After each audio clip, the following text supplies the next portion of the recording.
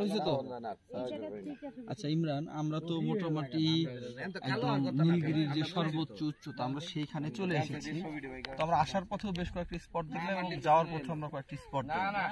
আসার পথে যে আমরা চিম্বুক পাহাড় দেখলাম, শৈলপ্রপাত সম্ভবত একটা স্পট দেখলাম, আর এখন বর্তমানে নীলগিরিতে আছি। তো সবকিছু মিলিয়ে যে এখন বর্তমানে আমরা আছি যে নীলগিরি হেলিপ্যাড, এর পাশে আমরা বসে গল্প করছি একদম পাহাড়ের, এখান থেকে পাহাড় দেখতে পাচ্ছি, সুন্দর বাতাস, মিষ্টি রোদ। তো সবকিছু মিলিয়ে সময় কেমন কাটছে? খুব ভালো। প্রত্যেকটা জায়গার আলাদা আলাদা মানে স্বতন্ত্রতা আছে। আমার কাছে মনে হয়েছে মানে এখন পর্যন্ত এটা যে বেস্ট, মানে এই জায়গাটার জন্য আমার মনে হয় এই জায়গাটা বেস্ট। মানে এখান থেকে চতুর্পাশের একটা সুন্দর দৃশ্য, মানে সে মন জোড়ানোর মতো। আর আমি যদি বলি, আমি বলবো শুধু একটা কথাই যে আসলে আল্লাহ তাআলা মানে আমাদেরকে উপভোগ করার জন্য বা আমাদের উপকার করার জন্য এত সুন্দর করে পৃথিবীটা তৈরি করেছেন, সেটা আসলে বাংলাদেশ ঘুরে শেষ করে বলতে পারতেছি না এত সুন্দর।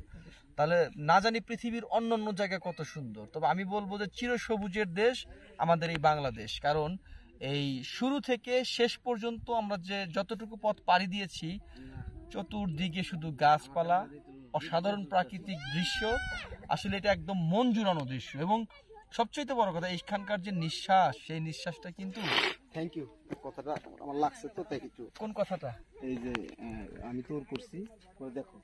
ও জি জি জি, হ্যাঁ অবশ্যই। আল্লাহ তাআলা অনেক পৃথিবী মানচিত্রের মধ্যে বাংলাদেশে দেখলে দেখা যায় না। হ্যাঁ দেখা যায় না, দেখা যায় না।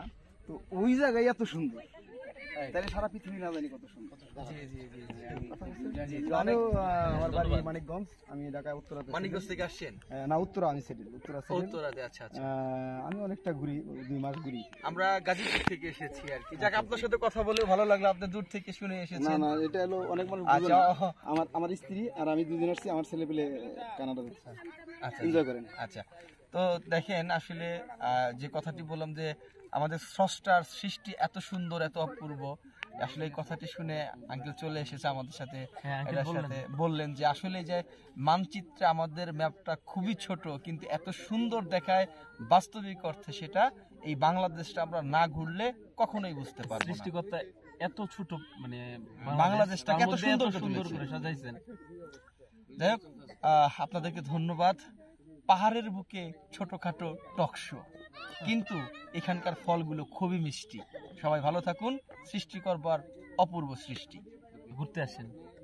ওকে।